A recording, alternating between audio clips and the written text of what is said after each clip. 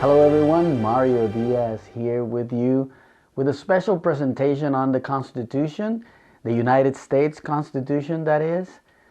As our children and grandchildren experience the social isolation as the result of the coronavirus, there's a need for wholesome, trustworthy, fruitful content that can be both entertaining and informative. So that will be our aim here. This will be a basic, fairly simple 101 type of series for, I would say, preteens and above. It will give you a good overall understanding of the Constitution and will make you a better citizen and a better person overall once we apply these principles that we will discuss here. Not to mention the fact that you will kill it the next time that you play trivia and that dreaded U.S. Constitution, U.S. government related question comes up. Now, instead of panicking as we sometimes do, you'll be confident because you have taken this course. To that end, we'll make it fun by adding 10 trivia questions for you per session. Keep track of your scores and post them in the comments below at the end of each session and see how you fare against other Constitution enthusiasts. So, let's begin then. As I thought about how to start the conversation about the U.S. Constitution, I knew that inevitably I would have to step back. I would have to start by discussing the Declaration of Independence. So we will dedicate this first session to this worthy endeavor. Believe me, this will be a time well spent. Although some scholars believe that our form of government starts with the Constitution, it is almost impossible to have an honest and proper understanding of our Constitution without an understanding of the context that the Declaration of Independence provides. It is the legal document that declares the authority by which the 13 colonies will be able to bind together later on and form a union, this new union, with the U.S. Constitution as its framework. The principles upon which the founders of our country stood and upon which the Constitution will be established come from the Declaration of Independence. If the Constitution is the foundation of the building, the principles of the Declaration then are the soil upon which that foundation is laid. So what is the Declaration of Independence? Well, it is a statement, a declaration that sets out the reasons, the principles that compelled the colonies, controlled up to that point by Great Britain, to separate, to declare themselves independent. But to whom were they making this declaration? Certainly they were making it to King George III, upon whom they laid out their grievances. But perhaps more importantly, they made this statement to the world, to the nations. One very important way that nations are born is by being recognized by the international community. That is not something that is easily accomplished. So let's start with your first trivia question then. What year was the Declaration of Independence signed? I'm starting you off easy here. Everyone should get this. You learned it in school. What year was the Declaration of Independence signed? Was it A, 1673, B, 1776, C, 1889, or D, 1970? Did you get it? It was 1776. Okay, remember to keep track of your score. Many of you know it was July 4th, 1776, which is why we celebrate that day as Independence Day. Some of you might just know it as July 4th or the 4th of July, but I hope to convince you to remember it as Independence Day from now on. That celebration will take a more meaningful significance for you, and it will serve as a reminder of the principles we will be discussing in this course. Here's the next question for you then. Who was the main drafter of the Declaration of Independence? Was it A. Thomas Jefferson, B. Benjamin Franklin, C. John Adams, D. Robert Livingston, or E. Roger Sherman? I'll give you a minute to think about it. It is a kind of a trick question because all 5 of these men were selected by the Continental Congress to form a committee to draft the Declaration. But among themselves, they chose one person to write the first draft. Do you remember who it was? They wanted John Adams to write it initially. Did you choose him? Well, he did not. He persuaded them into selecting A. Thomas Jefferson. Are you 2 for 2? Good. If not, don't worry. We'll have much more to come. But what about the content of this very special document? That's what we really want to get to. What kind of things did they declare in it? Well, let's go straight to the document and read from it. It says, in Congress, July 4th, 1776, the unanimous declaration of the 13 United States of America. Did you notice the title?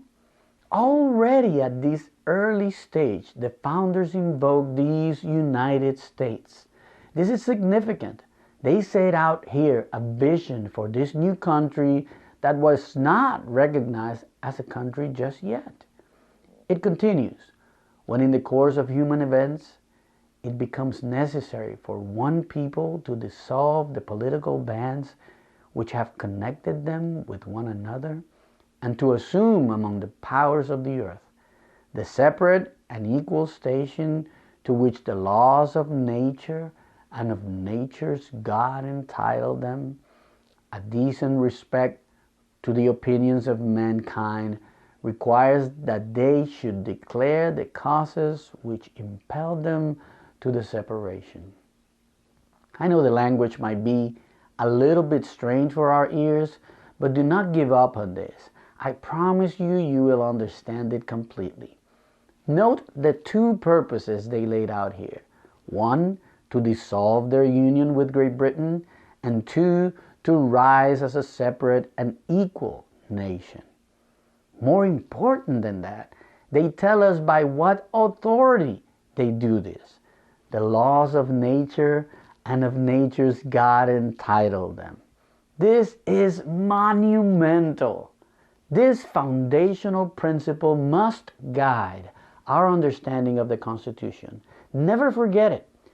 The United States of America was founded on the belief, on the principle, on the basic fact that there are rights, unalienable rights they will call them, that come from God. Not all rights are of this kind, but some rights, these essential human rights, come from God, and therefore those rights cannot be taken away by any governing authority. The next paragraph names a few of those rights, but before we read that, note that a believing God is presupposed here. It is assumed, similar to the way Scripture begins. In the beginning, God created the heavens and the earth. This obvious fact is vital to our form of government. We can look around the universe and it is simple to see that we did not create ourselves. The universe is way too complex for simplistic answers of time and chance to explain everything. There is more to life than the eye can see. This is self-evident, as the founders would put it. We know and experience love and beauty and charity and self-sacrifice. All these things testify, they attest, they witness to the fact that there is more to life than the physical, that there is a God, a creator. This is a complete rejection of a utilitarian approach of government. That sort of humanistic, survival of the fittest type approach to government is incompatible with the American ideal. So, they wrote, we hold these truths to be self-evident. that all men are created equal, that they are endowed by their Creator with certain unalienable rights, that among these are life, liberty, and the pursuit of happiness, that to secure these rights, governments are instituted among men, deriving their just powers from the consent of the governed. All men are created equal. One of my favorite phrases. Some love to disparage the Declaration of Independence and the Constitution because many of our founding fathers owned slaves. But this is an oversimplification. The founding fathers knew that slavery was wrong. Many of them made bold statements that they knew the slave trade had to come to an end. Remember, the founding fathers did not invent slavery. It was a practice that had been introduced to America long before by the very British kingdom they were rebelling against. They were certainly held tightly and captive by its evil grip. No doubt about that. Many didn't see how it could come to an end, economically speaking even. But most of them were aware that it was a great injustice that needed to end, and that God would hold them accountable, and He has. Listen to the words of the second president of the Continental Congress, Henry Lawrence. He said, "I abhor slavery. I was born in a country where slavery had been established by British kings and parliaments as well as by the laws of the country ages before my existence. In former days, there were no combating the prejudices of men supported by interests. The day, I hope, is approaching when from principles of gratitude as well as justice, every man will strive to be foremost in showing his readiness to comply with the golden rule, which, as you know, is to do unto others as you would have them do unto you." Here's your third trivia question then, and this is a more difficult one. Henry Lawrence was the second president of the Continental Congress. Who was the first? Who was the first president of the Continental Congress? Was it A, John Jay, B, John Hancock, C, John Adams, or D, Samuel Huntington? Who was the first president of the Continental Congress? If you said B, John Hancock, you would be correct. And given that, here's your fourth trivia question. What has the name John Hancock become synonymous for? Is it A, bravery, B, a president, C, a signature, or D, Congress? It has to do with the Declaration, and that's right. If you ever hear someone ask you for your John Hancock, they are asking you for your signature. The answer is C. How are you doing? Are you 4 for 4? That's impressive. Even 3 out of 4 is good. Plus, remember, all you have to do is keep these facts in your head, and the next time that says, "Let's play some Trivia Pursuit," you'll be ready. But let's keep going. The point we were driving at is that the American spirit did not invent slavery, and though it certainly took advantage of the injustices of slavery to our shame, we must also acknowledge that it was the American spirit that through conviction actually rose up to fight against it. And this was no modern idea. Americans were trying to end slavery even before the Declaration was signed. Here's an example from 1773. Benjamin Franklin sent a letter to Dean Woodward where he explained that some Americans were attempting to end slavery. A disposition to abolish slavery prevails in North America. He wrote that many of the Pennsylvanians have set their slaves at liberty, and that even the Virginia Assembly have petitioned the king for permission to make a law for preventing the importation of more into the colony. This request, however, will probably not be granted, as their former laws of that kind have always been repealed. I commend you the story of John Quincy Adams to study more about the considerable efforts of some founders to curtail and eventually abolish slavery. One of the great providential connections of our founding for me is that, in fact, we'll make that a trivia question for you. This will be your fifth. Representative John Quincy Adams from Massachusetts shared his three-step plan to wipe out slavery with which young, vibrant, and very tall congressman from Illinois? Was it A. John Adams, B. John Henry, C. John Knox, or D. Abraham Lincoln? Think about it. It was Abraham Lincoln. Isn't that just an awesome connection?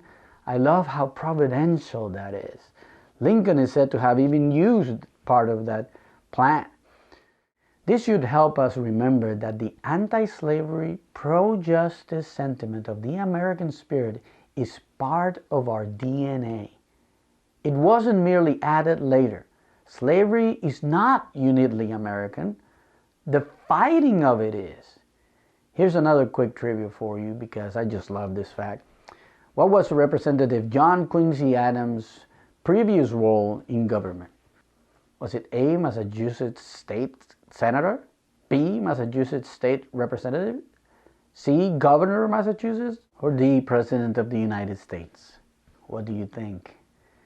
It's rather unusual, but John Quincy Adams was first a senator, then Secretary of State, then President of the United States, and finally representative for the state of Massachusetts. So the answer is D, President of the United States. It would be like President Obama or President Bush coming back now after being president and being a representative for their states. But back to our text. This statement that all men are created equal, created by a creator, was a very important stake in the ground that will aid in the struggle for freedom and civil rights for generations to come. The founders wrote the truth in the Declaration of Independence. We need not discard it, as some are trying to do today. We need to return to those principles and actually live them out. Sure, they fell short of them. Definitely. We fall short of them today too. But they are still true. We are indeed all created equal and fight daily to reflect that in our laws and policies. All men, of course, speaks of all mankind, which include women. You are watching a course produced by Concerned Women for America, remember. We believe in that truth spoken in Scripture, a universal truth that transcends space and time, that God created man in His image. In the image of God He created them, male and female He created them. Injustice is a reality of this broken, fallen world, but that does not mean we cannot see the standard. We can know truth deep down inside each and every one of us. Scripture says that when we find it, it will set us free. The founder attests to that, as they affirmed we were endowed by our Creator. Again, a tremendous assertion. God made us. He made us with certain unalienable rights. And here's where they name some of these rights explicitly: life, liberty, and the pursuit of happiness. You see how we still fall short of these ideals. The denial of the unalienable right to life is the greatest injustice of our time. One day, future generations will look back at what we're doing today when it comes to abortion in the same way we look at those who supported slavery.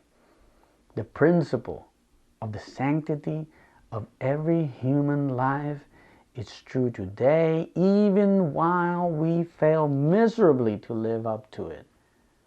Notice that they write that among the unalienable rights are these, so there must be others they do not mention. The right to worship God freely is one example of something that is not directly mentioned here, but that is also unalienable. Okay, time for your sixth trivia question. It comes from the text of the declaration we just read. Why does government exist? Why do we need it? According to the founders and the Declaration of Independence, is it A, to ensure equality, B, to build our sense of pride and patriotism, C, to secure unalienable rights, or D, to take care of us?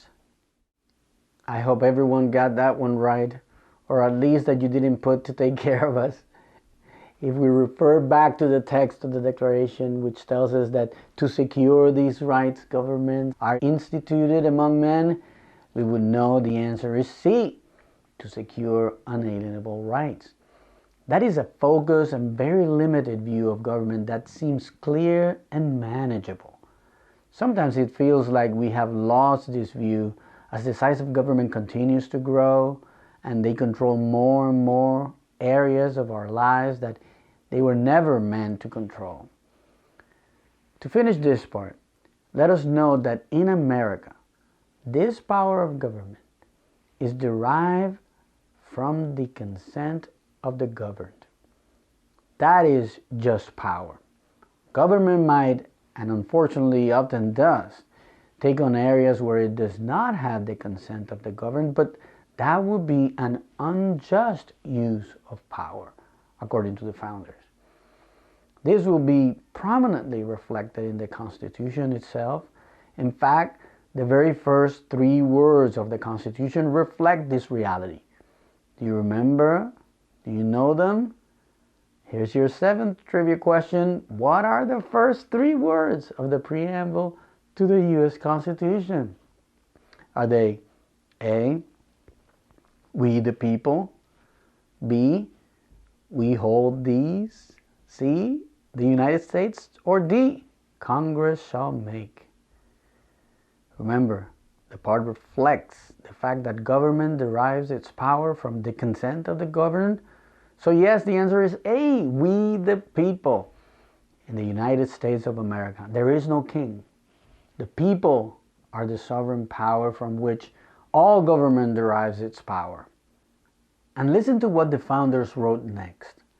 That whenever any form of government becomes destructive of these ends, it is the right of the people to alter or to abolish it, and to institute new government, laying its foundation on such principles and organizing its powers in such form as to them shall seem most likely to affect their safety and their happiness.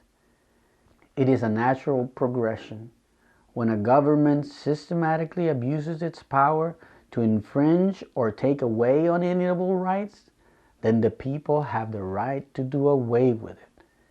They are impeding the people from their pursuit of happiness and now bring misery instead.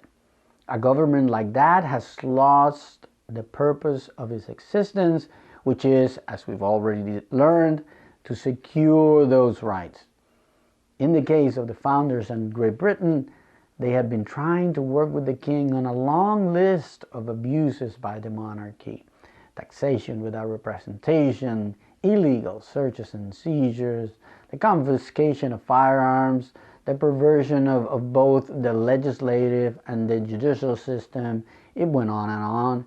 There's a long list of abuses, and they enumerate some of them on the Declaration itself. Following their argument then, because Great Britain had become destructive of those proper aims of government as it related to the colonies, the people of the colonies had the authority to abolish that form of government, to sever their ties to the kingdom that was perpetrating those abuses. They wrote, "We therefore, the representatives of the United States of America, in General Congress assembled, appealing to the Supreme Judge of the world for the rectitude of our intentions, do in the name and by the authority of the good people of these colonies, solemnly publish and declare that these united colonies are and of right ought to be free and independent states. And for the support of this declaration, with a firm reliance on the protection of divine providence, we mutually pledge to each other our lives, our fortunes, and our sacred honor. They appeal to the supreme judge of the world for the rectitude of their actions. In other words, their argument is that they have acted in good faith, and now the time has come to separate with firm reliance on the protection of divine providence. What you're reading are American values. The reliance on providence is not mere rhetoric. That is what will carry General Washington to victory during the hardest times of the Revolutionary War. That our cause was just, and that a just God was watching over the affairs of man. But they knew it was not going to be easy. That is why they pledged to each other their lives, their fortunes, and their sacred honor. Freedom is not free. It came at a high cost for our founders. And that is why you and I, we must never forget their sacrifices. As we go forth and study the United States Constitution in the coming weeks, let us remember the ground where we stand. The soil of freedom is fertile because of the rich principles that the Declaration of Independence laid out. They are powerful because they are true. They have sustained our country for over 200 years, and they will carry us through many more struggles as long as we continue to abide by them. That is why they must be passed on from generation to generation. I am passing them on to you. I hope you see the importance of what we are doing here. You are being entrusted with a very precious treasure, the foundations of freedom. And it is up to you to live by them and pass them on to your children and grandchildren. I'm counting on you. All right, let's take a look ahead a little bit with these last two trivia questions for today's session. Question number 9. What year was the U.S. Constitution written? Was it A, 1668, B, 1788, C, 1787, or D, 1812?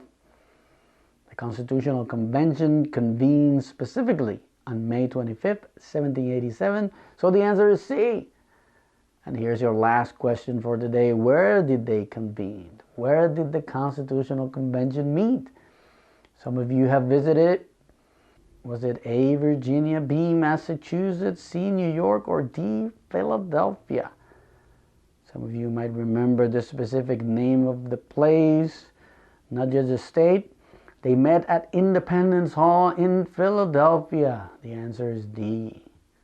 So how did you do? Any perfect scores out there? Post them in the comments. I want to see those. I'd like to see how you do throughout the course, and keep track of it. Who knows? There might be a prize or two by the end of the whole series for those who do exceptionally well. Until next time.